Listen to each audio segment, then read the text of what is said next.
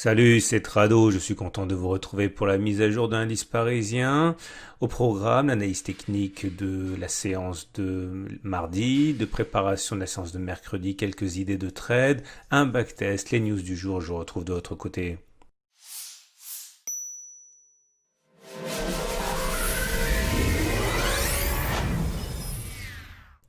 Tout d'abord, je vous rappelle que vous pouvez regarder en replay la nuit du trading proposée par mon partenaire et sponsor IG. Le lien se trouve en dessous de la vidéo ou par incrustation à la fin de cette vidéo-ci.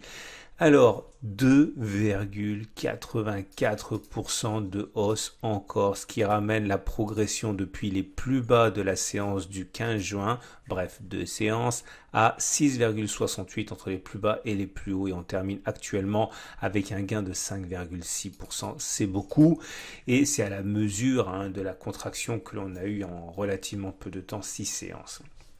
La raison est tout simplement une convergence de bonnes nouvelles.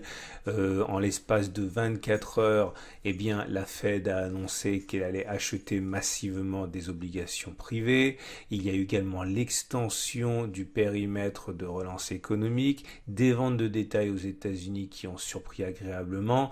En Europe, l'indice ZOO allemand de confiance a progressé et cerise sur le gâteau, cherry on the cake, eh bien, on apprend qu'aux États-Unis, de nouveaux espoirs de traitement font jour et voilà, on salue cela avec 2,84%. Alors, nous sommes dans une situation où le rebond est violent sur le support des 4694-4717.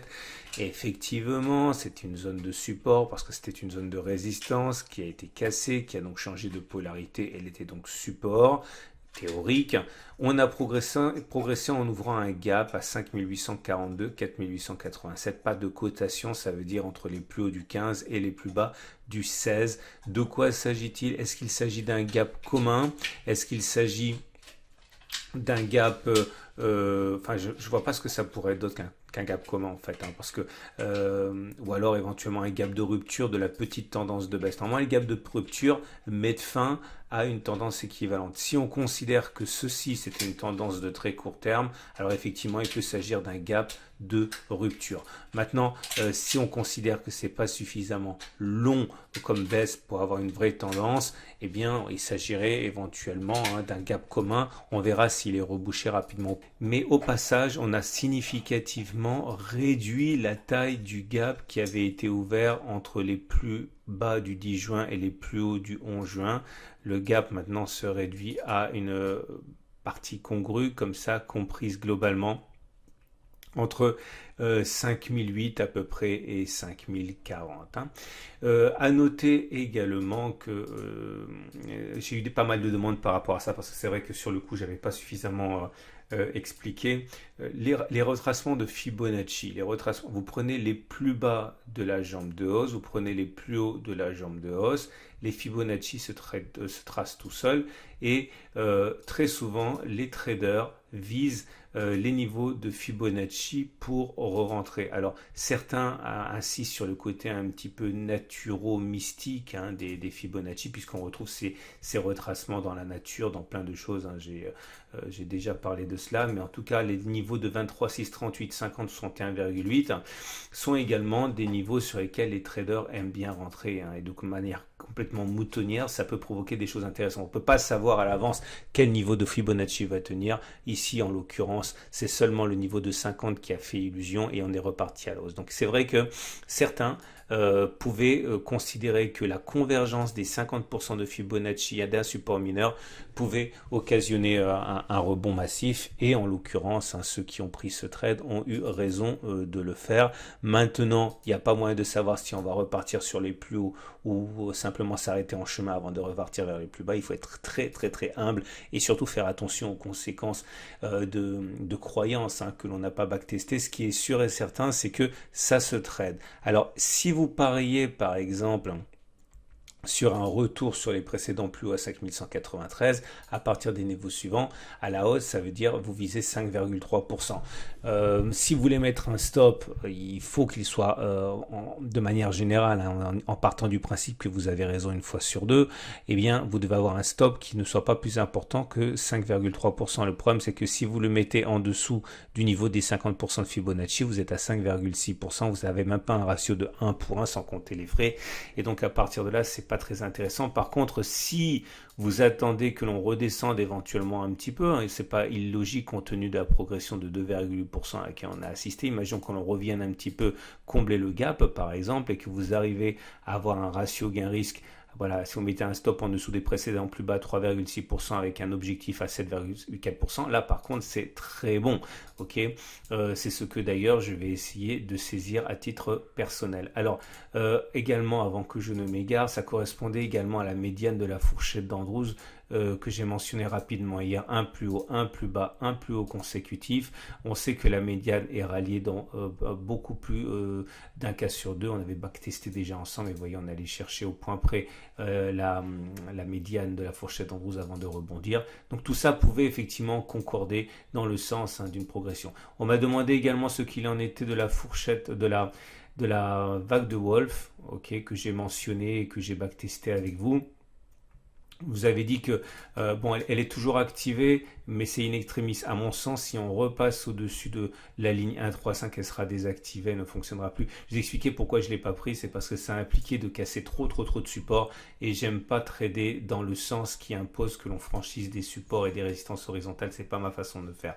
C'est pour ça que je ne l'ai pas pris. Par contre, si vous voulez trader à la baisse à partir de maintenant, c'est également possible. Il vous suffit en fait, hein, d'adopter un scénario, par exemple en imaginant que ceci correspondent à un gap de rupture. S'il s'agit d'un gap de rupture, il ne sera pas comblé. En mettant un stop loss, par exemple, au-dessus des précédents, au-dessus du gap, ça vous donne un stop à 2, allez, on va prendre large, 2,5%. Si vous visez un retour sur le support mineur à 2,5%, vous avez un ratio gain-risque bien supérieur à 2. Donc le plus important, et ça c'est l'unique conseil que je vous donnerai si vous débutez, trader, c'est pour moi avant tout une histoire de probabilité. Ne visez pas une cassure de support, une cassure de résistance, hein, puisque vous allez vous retrouver avec des vents contraires.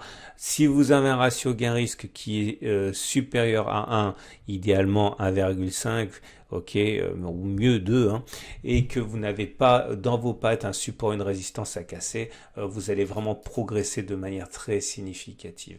Je digresse. Alors le canal orange est également, il est tradable, mais le problème c'est que là on a un ratio gain-risque pourri si on le fait. Si vous mettez un stop loss en cas de sortie du canal orange par le bas, bah, mettons ça se passerait pas avant ici, on va dire 6%. Si vous visez le haut du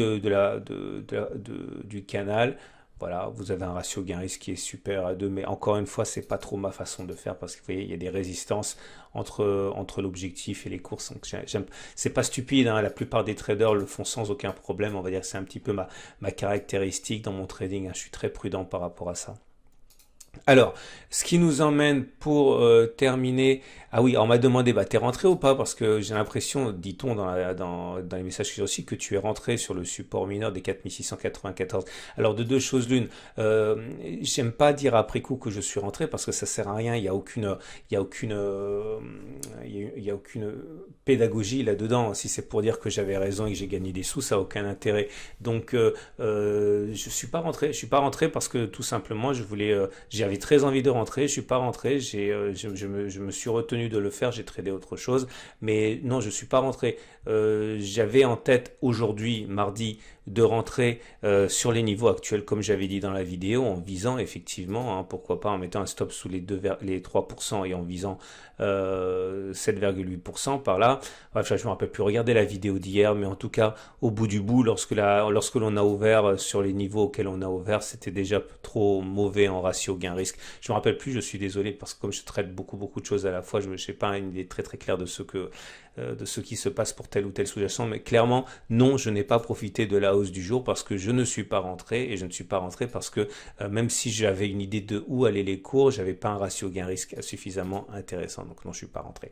Les éléments, le chandelier japonais du jour, il est plutôt neutre, hein, puisque même s'il est beau avec sa progression de 2,8%, même s'il est vert, c'est-à-dire qu'on clôture plus haut qu'on a ouvert, donc une pression intrinsèque évidente. Par contre, il est clair qu'on termine dans le tiers neutre, hein, et ça, c'est pas un signal de force nécessairement.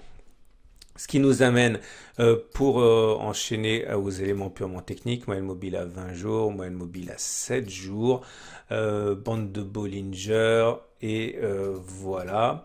Donc ce qu'il faut retenir surtout, c'est qu'on est toujours en tendance de très court terme baissière, puisqu'on est sous la M7 qui descend, on a été bloqué.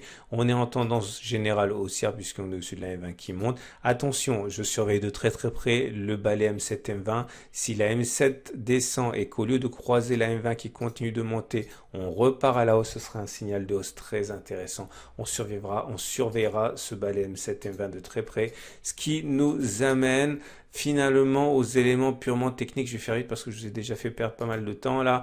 Voilà, j'aimerais vous parler aujourd'hui d'un cycle, d'un indicateur que je mentionne que très très très rarement, c'est le cycle de tendance de Schaff. Alors c'est un mélange de stochastique et de MACD qui pourrait vous intéresser. Alors attention, je crois qu'il n'existe que sur la plateforme de Pro Real Time, mais la bonne nouvelle c'est que c'est gratuit. Vous devez cliquer simplement sur le lien qui est en dessous et vous pouvez ouvrir un compte pour avoir cet indicateur de cycle de Schaff. Et voilà ce que l'on a. L'idée elle est très très simple, c'est que le signal haussier est donné lorsqu'on passe au-dessus de 25, ou lorsque le signal baissier est donné lorsque l'on descend en dessous de 75. Ok, donc ça c'est clairement un signal haussier. Et l'idée c'est que j'ai backtesté la chose suivante.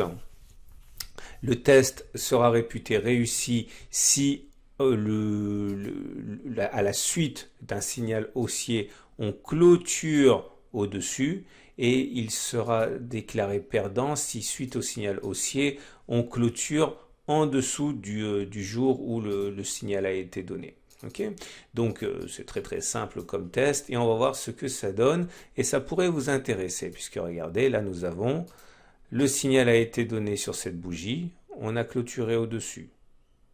Ok, attention, tout ce qui suit n'a aucune rigueur scientifique parce que c'est un échantillon avec 20 occurrences qui n'est pas suffisant pour avoir des statistiques fiables. Là c'est un échec, ok, le signal a été donné sur cette bougie et suite à cette bougie on a clôturé avant. Certes on est allé plus haut, mais le but du jeu c'est d'être quand même rigoureux, et là on avait dit qu'on clôturerait pas en dessous, on a clôturé en dessous. Ici ce test a été réussi, on a eu le signal ici, là on a frôlé mais on n'est pas allé en dessous, ok, au contraire on a clôturé bien au dessus. Ici, on a eu un nouvel échec, on a eu le signal qui a été donné ici, on a clôturé, on est allé en dessous avant d'aller bien au-dessus. Ici, on a eu une réussite, le signal a été donné ici et nous sommes allés bien, nous avons clôturé au-dessus avant d'aller en dessous, qui s'est produit ici. Parfois, ça donne des jolis cycles et des jolies hausses, parfois ça donne des trucs assez minimalistes. Là, ça a loupé, là, ça a réussi. Ok, le signal a été donné ici. Ça réussit de pas grand chose, hein, mais bon, le but du jeu c'est d'être carré. Là, ça a réussi également. On a clôturé plus haut avant d'aller plus bas, mais après on est allé beaucoup plus haut. Là, ça a réussi aussi. Ça réussit, ça réussit, ça réussit. Alors, parfois, on a vraiment des jolis cycles, hein. Et bref, je vais pas tous vous les faire, mais au bout de 20 occurrences, eh bien, ça a fonctionné 15 fois, parfois encore une fois avec des belles tendances. Ça a réussi 15 fois et ça a échoué 5 fois sur les 20 dernières occurrences. Ça veut dire un taux de réussite du setup de 75%. Est-ce que ça veut dire que vous pouvez dès demain acheter le CAC 40 en pariant que l'on clôturera plus haut que l'on a clôturé aujourd'hui avant d'aller plus bas? Non, on ne peut pas le faire. pour pouvoir trader, il faut avoir un setup. Pour avoir un setup, il faut backtester le point d'entrée, le point de sortie, le point de stop loss, le point de sortie avec gain, le point de sortie avec perte, à quel moment vous rentrez, etc. Bref, il faut mettre la main dans le cambouis, regarder ce qui se passe avec une stratégie donnée. Là, tout ce que l'on sait, c'est que l'analyse technique dit qu'il y a plus de chances pour que l'on clôture plus haut plutôt que l'on passe la tête plus bas que cette bougie des 4883. Maintenant, le plus dur reste encore de backtester ce que serait votre stratégie. Ça veut dire aussi pour l'analyse technique que si vous avez spéculé à la baisse aujourd'hui ou demain, vous mettez un petit peu contre les statistiques. Hein. Voilà ce que ça veut dire. Voilà, il ne nous reste plus qu'à regarder l'Ishimoku. Et l'Ishimoku nous dit la chose suivante, c'est mieux, mais cela reste quand même neutre, puisque vous voyez la SSB elle est plate, donc le nuage en gros il est plat, la Kijun elle est plate, la Tenkan elle est plate. Bon, globalement, l'Ishimoku est neutre. Voilà ce que j'avais à vous dire. Je vous remercie infiniment pour être aussi nombreux à me mettre des petits pouces sur la vidéo. Ça m'aide énormément que vous soyez, chacun d'entre vous, remerciés pour cet effort que vous faites. On est entre 300 et 600 pouces par jour pour des vidéos qui sont regardées quand même pas autant que les vidéos de certaines stars du trading en Lamborghini. Mais en tout cas, c'est un excellent ratio visionnage pouce bleu, je vous le dois. Merci beaucoup. À demain pour la mise à jour.